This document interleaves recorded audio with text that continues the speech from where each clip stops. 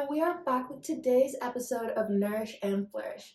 I'm your host, and today we will have guest speakers Bracy Proctor, Juliana Helm, and Riley Scott, three Texas Tech nutritional science majors studying the effects of soursop leaves on cancer. First, we have Bracy Proctor. Bracy, we are so glad you could join us today. Soursop seems to be all the rage on TikTok and other social media platforms. Some have even said it's a cure for cancer, which I'm sure you and your partners are either going to prove or disprove. So, why don't we start out with you just telling us a little bit about Annona muricata, better known as soursop plants. Great, thank you for having me. So soursop plants generally grow in tropical climates like South America or along the coastlines. They are a low branching small tree whose major compounds are acetogenins, alkaloids, flavonoids, essential oils, vitamins, carotenoids, amides, and cyclopeptides. The plant also contains minerals such as calcium, potassium, sodium, iron, and magnesium. And what do those do? So flavonoids have antioxidant and anti-inflammatory properties. Alkaloids influence the nerve cells, and acetogens are most known for their anti-cancer properties. So, does consuming different parts of the plant provide different benefits? Yes, I'm glad you asked. All of these different compounds are within the different parts of the plant, such as the leaves, stems, seeds, and fruits. This is why the consumption of different parts of the plant can serve different purposes. Studies have reported that soursop is used to treat bacterial and fungal infections as it possesses antibacterial, antihypertensive, anti-inflammatory, and anti-cancer activities. It has also been used to treat fever, respiratory and skin illnesses, diabetes, and internal and external parasites. In several tropical sub-Saharan countries, such as Uganda, all parts of the plant are used to treat malaria, stomach ache, parasitic infections, diabetes, and cancer. Additionally, the seeds are used as anti-limentic and anti-parasitic treatments. And the leaves, bark, and roots of soursop have been used for their anti-inflammatory, antihypertensive, sedative, anti-diabetic, and as smooth muscle relaxants. You can even cook the leaves and apply them topically to treat abscesses and your skin diseases. Soursop fruit juice is used to treat many diseases such as heart and liver disease and has anti-diarrhea and anti-parasitic effects. The fruit skin can also be used to increase breast milk production after giving birth. Wow, I didn't realize that these plants had so many nutritional and medical benefits. So that combined with their tropical growing regions probably explains why there's a cost of soursop saplings is so expensive. Yes. So they have all these powerful components. But why does the plant have more positive effects on cancer treatment and prevention than any other health-related concerns? So almost every single part of the plant can be used as anti-cancer properties. And this is because the acetogenins, which have the anti-cancerous functions, is the most abundant compound in the plant. When taking a look at this chart, you can see that of all the phytochemical properties within the soursop plants, acetogenins make up 49% of those chemical properties, which have the anti-cancerous properties. So then when we look at the distribution of how all of the different chemical compounds of the soursop plant plays into effect of your medical and nutritional health and all of the diseases that they pertain to, you can see that the anti-cancerous properties are 25% compared to the lower percentages of like your wound healing, your anti-diabetic.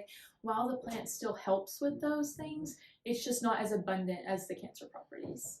Later, my partner, Juliana, is going to talk to you further about specifically why the soursop plants affect cancer.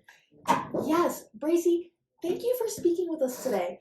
And we will be back with further discussion on this topic after a quick commercial break. You ever try soursop? It's like nature's secret love child of a pineapple and a strawberry with a PhD in healthiness. Seriously, it's so good, even the fruit flies are throwing a party in my kitchen.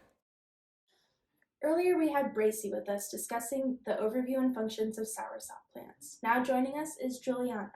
She's here to enlighten us on the chemical function of soursop specifically related to cancer.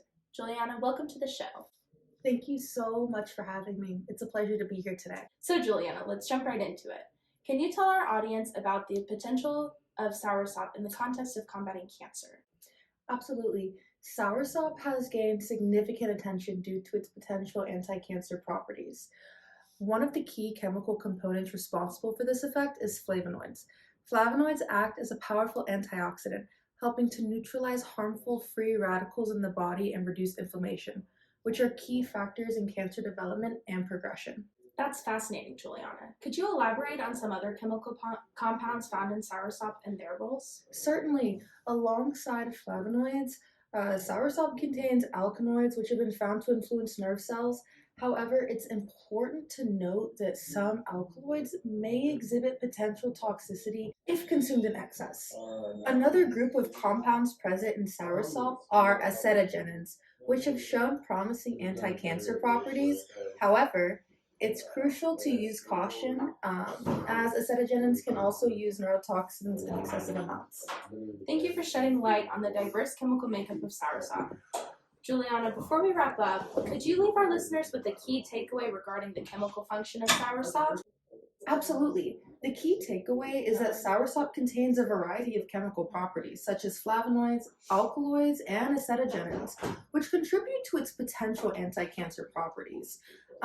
However, it is essential to consume soursop in moderation and under the guidance of healthcare professionals due to its potential toxicity of certain compounds. Just a further in conclusion, soursop's chemical functions contribute to its diverse range of uses and potential health benefits. Understanding its rich composition of phytochemicals, antioxidants, and essential nutrients sheds light on its therapeutic properties. Moving forward, recommended consumption amounts and practical applications will be talked about by my colleague, and we'll learn about how it maximizes its potential benefits in culinary, medicinal, and dietary context. Well said, Juliana. Thank you so much for sharing your expertise with us today. My pleasure. Thank you for having me. There you have it, folks, a fascinating discussion on the chemical function of soursop with Juliana. Stay tuned for more insightful conversations on our podcast. Thanks for listening. We'll return after this short break. You ever try soursop? It's like nature's secret love child of a pineapple and a strawberry with a PhD in healthiness. Seriously, it's so good, even the fruit flies are throwing a party in my kitchen. Welcome back. To finish our discussion on soursop leaves, we have Miss Riley Scott here to talk to us about the recommendations and consumption methods being researched. First, I wanted to simply ask, what are the recommended amounts of soursop that lead to the anti-cancer effects? This is a great place to start. There are studies being conducted exploring the efficacy of efficient doses and modes of consumption. This is how researchers figure out how doctors can best administer medications and therapies. One study is exploring the administration of 300 milligrams of leaf extract water after breakfast, and another study prescribes 5 grams of soursop leaf extract powder in capsule form 3 times a day. Very interesting. Another thing I wanted to ask was, are there any specific types of cancer that these amounts and consumption methods are targeted to?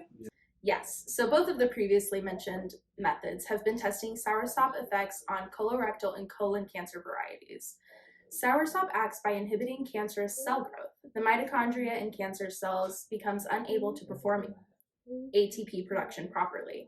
Without energy, they are unable to function and eventually die. In the study administering 5 grams of the leaf extract, it is shown to be more effective in its healing properties when accompanied with healthy lifestyle modifications. Wow, I did not know all of this about soursop that you and Juliana and Bracy have been enlightening us all about today here on Nourish and Flourish. So soursop plants have been used globally as a traditional medicine, obviously, for many diseases. The consumption of soursop has been linked to a decrease in cancer prevalence, as you and Juliana have stated and gone more in depth about. Regular intake of this plant can aid in the prevention and management of cancer. So if you haven't started implementing this plant into your daily diets, and you want all of these great nutritional benefits, start them now. And then, so that is all we have today for you folks. Thank you for joining us on this week's episode of Nourish and Flourish, and we can't wait to see you all next time.